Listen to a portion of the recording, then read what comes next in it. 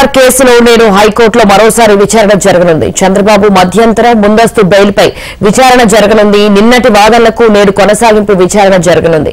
ఈ కేసులో చంద్రబాబు A2గా ఉన్నారు. కాగా చంద్రబాబు తరపు వాదనలు నిన్ననే ముగియగా నేడు AG వాదనలు వినిపించనున్నారు.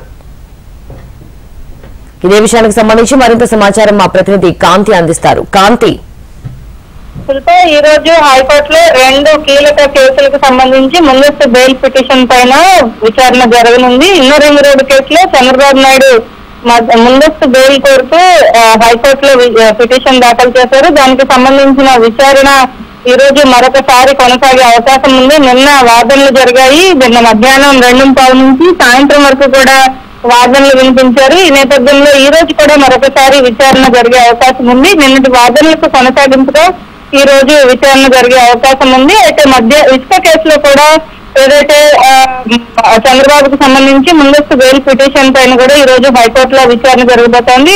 A2గా చంద్రబాబు నాయుడు ఈ ఇసుక కేసులో ఉన్నారు.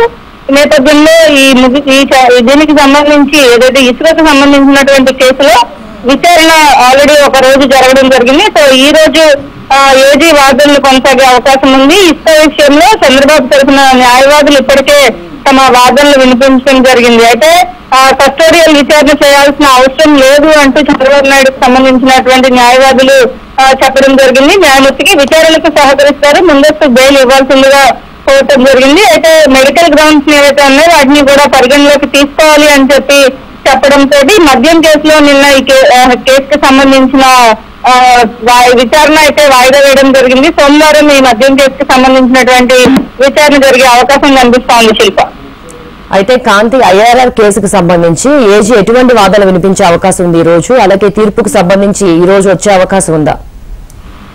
ఇన్నర్ రింగ్ రోడ్ కేసులో ఇప్పటికే నారాయణతో పాటుగా లోకేష్ ని కూడా విచారణ చేశారు ఏదైతే CID అధికారులు. దీంతో పాటుగా చంద్రబాబు నాయుడు కూడా మరింత విచారణ చేయాల్సి ఉంది.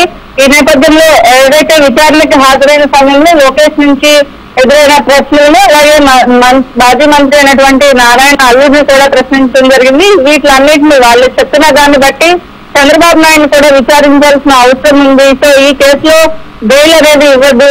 ఇప్పటికే స్కిల్ డెవలప్మెంట్ స్కామ్ కేసులో మెడికల్ గ్రౌండ్స్ మీద ఆయనకి బెయిల్ మంజూరు చేయడం జరిగింది. సో ఈ నేపథ్యంలో సాక్షులను కూడా ప్రభావితం చేసే అవకాశం ఉంటుంది కాబట్టి ఖచ్చితంగా బెయిల్ అనేది ఇవ్వడానికి వీల్లేదు అంటూ కూడా AG తన వాదనలు వినిపించే అవకాశం కనిపిస్తోంది. శిల్ప, రైట్ కాంతి, థ్యాంక్ యూ.